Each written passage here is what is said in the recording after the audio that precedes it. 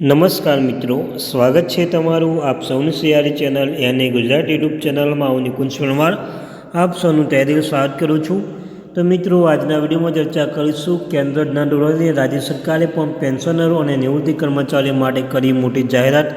જો તમે પેન્શન ધારક છો, નિવૃત્ત કર્મચારી છો, તમારા માટે આ વિડીયો ઉપયોગી બનશે। વિડીયો શરૂ કર્યા પહેલાં ચેનલ પર નવા હોય ચેનલ સબસ્ક્રાઈબ કરી લેજો। તમને ચેનલ પર સરકારી કર્મચારી, નિવૃત્ત કર્મચારી, પેન્શન ધારક બાબતે હરેક અપડેટ મળતી રહેશે।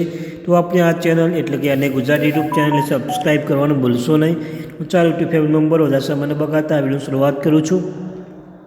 તો મિત્રો, 7મા પગાર પંચ અપડેટ લાખો કેન્દ્રીય કર્મચારીઓ માટે સારા સમાચાર આવ્યા છે। કેન્દ્ર સરકારની કર્મચારીઓને ફરી એક મોટી ભેટ આપવા તૈયારી કરી રહી છે। સરકાર ટૂંક સમયમાં સેવા આપતા કર્મચારીઓ અને પેન્શન ધારકો માટે પગાર અને પેન્શન વધારો કરશે।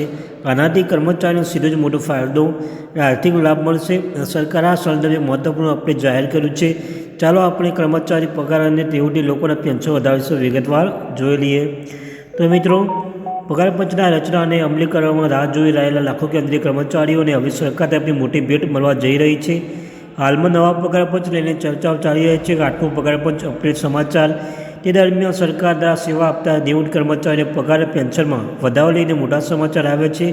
લગભગ 48 લાખ કેન્દ્રીય કર્મચારી અને 68 લાખ પેન્શનધારકો માટે વધારાનો સીધો લાભ મળશે અને મિત્રો કર્મચારીઓનો આનંદ કરશે। આવતા વર્ષે ડિસેમ્બર સુધીમાં 7મા પગાર પંચ અમલમાં 10 વર્ષ પૂર્ણ થશે।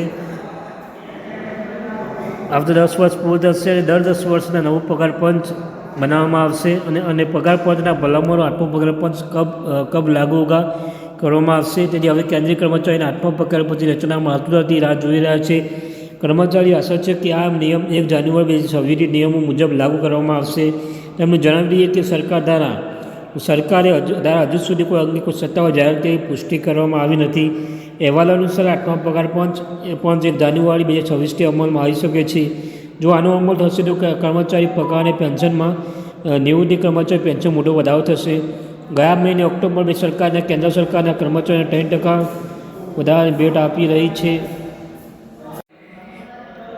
તાજેતરમાં રજૂ કરવામાં આવેલા યુનિફાઈડ પેન્શન સ્કીમ કર્મચારીના પેન્શન વધારવામાં મદદરૂપ સાબિત થશે। સરકારનો મહત્વપૂર્ણ દાવો છે યુનિફાઈડ પેન્શન સ્કીમના નિયમો કેન્દ્રીય કર્મચારીઓ માટે નવી પેન્શન યોજના છે। તેનો અમલ આવતા વર્ષે 1 એપ્રિલે કરવામાં આવશે। આ યોજના અનુસાર નક્કી કરેલા નિયમો અનુસાર કેન્દ્રીય કર્મચારી 12 મહિને માટે મૂળ પગાર 50% પેન્શન તરીકે પડશે। 12 મહિના કર્મચારી નિવૃત્તિ પહેલાં હશે અને અમારી સરેરાશ પગાર નક્કી કરવામાં આવશે। આ સાથે સરકાર કર્મચારી દર મહિને 10,000 રૂપિયા પણ આપશે, જેનું ઓછામાં ઓછું 10 વર્ષ પૂર્વ સેવા કરી છે। આ સરકાર દ્વારા ગેરંટી તરીકે દાવો કરવામાં આવશે। તો મિત્રો, આ હતી માહિતી। Thank you very much watching my video. જય હિન્દ, જય ભારત। મળીશું એક નવા વિડીયો સાથે।